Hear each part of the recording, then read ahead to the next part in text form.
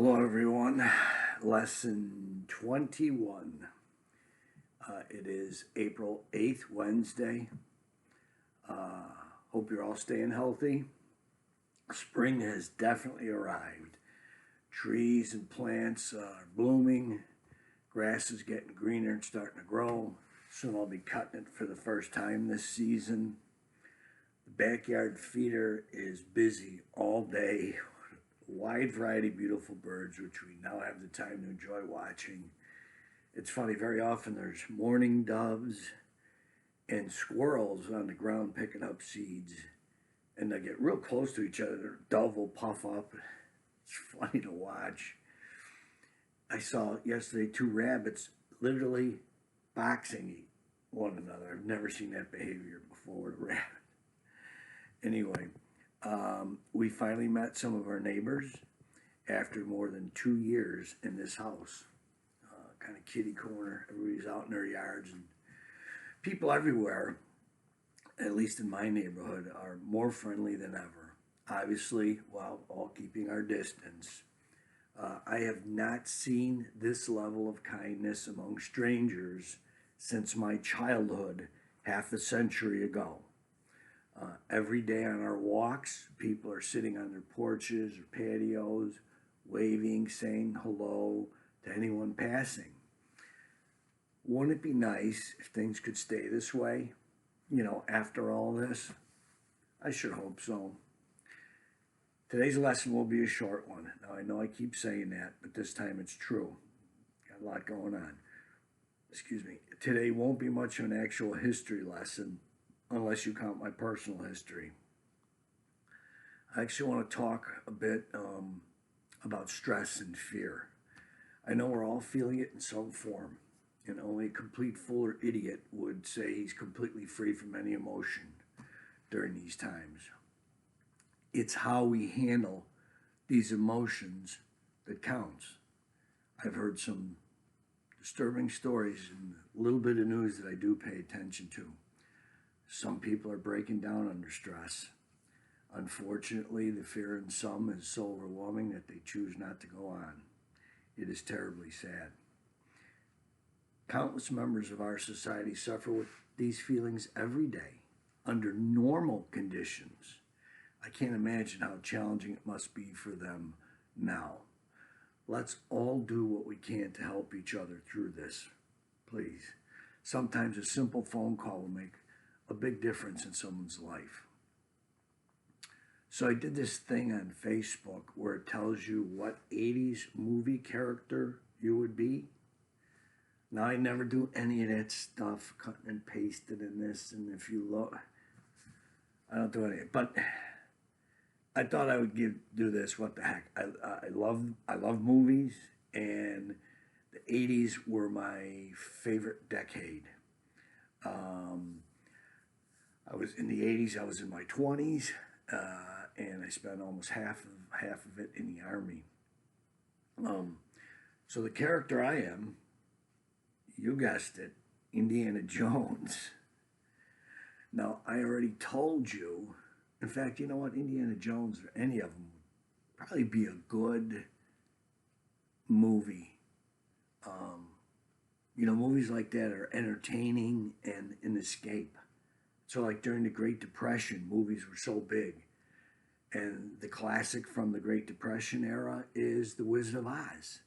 What more of a fairy tale is there than that? The movies used to help take people away from their everyday troubles during the Depression. They can do the same for us now. So I told you my Indiana Jones story about walking into a den of rattlesnakes in the desert one night while wearing night vision goggles. But I actually have another snake story for you. This one takes place in broad daylight. Again, it was during my Army days, and it occurred at Fort Benning in Georgia, home of the infantry and the airborne school. Georgia, being in the south, has a rather large population of venomous snakes. The deadliest of these is probably the copperhead. It is small, brightly colored snake. It has a much larger and uglier cousin known as the cottonmouth moccasin. It's darkly colored and can appear at times almost black. And in my personal experience, can grow to almost 3 feet in length. They are called cottonmouths because when they open their mouth wide to expose their poisonous fangs, their mouth appears as white as cotton. I know this to be true from personal experience as well. You can get an idea where this story is going. Let me show you a picture. That is a cottonmouth moccasin. You can see that white mouth. They are a nasty character. See, some of them look almost black. Depends on the individual, I suppose. So there I was one sunny day, low crawling on my belly through red Georgia clay. Now that's, you get real low. It's called low crawling in the Army.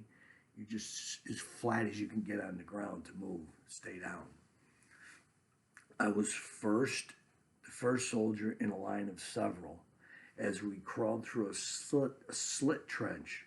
That's a shallow trench, maybe 2 or 3 feet deep, just enough to hide a person crawling on their stomach as we were doing. As I got to the end of the trench with the others right behind me, I raised my right arm and put it on the lip of the trench. Then I slowly raised my head and chest up above ground level to look around. As my line of vision broke the ground, I was treated to a sight that is forever burned in my memory, as if it just happened. In the next few seconds, I probably experienced as much stress and fear as I ever have in such a short period of time in my entire life. I was staring death in the face from only a few inches away. There, underneath my arm, coiled up, was a large cottonmouth. Now they say the cottonmouths are not that aggressive unless cornered or touched. He was both, and so was I. My arm was pressing against the snake as his head raised between my forearm and my face, like this. A distance of no more than 12 inches at most, probably more like 6. It was then that I saw this famous cottonmouth right in front of my face. Shiny white with slimy fangs ready to sink him into my big nose. Time seemed to stand still and I was gripped with terror. And though it was only a few split seconds, it seemed like minutes. A bite to the face that far out in the woods would probably not have turned out good for me. And you might be listening to someone else telling stories right now. But I had youth and speed on my side, and luck, and a guardian angel who has always been with me in my darkest moments. And you've heard about a few of them. Just before the snake struck, I rolled to the side and away from the strike. Then I did what soldiers are trained to do. Without thinking, I defended myself. Looking back, nearly 40 years later, I'm not proud of what I did. It was instinct. Kill or be killed. We carried on with our training mission, but I let someone else crawl first out of the next trench. You can believe that. Tomorrow's history lesson will be about another large black snake. Actually more like a sea serpent, a very deadly one. German submarines, or U-boats. We will learn about the U-boat war and the Battle of the Atlantic. Stay happy and healthy and avoid cottonmouths. I will see you tomorrow. Bye, everyone.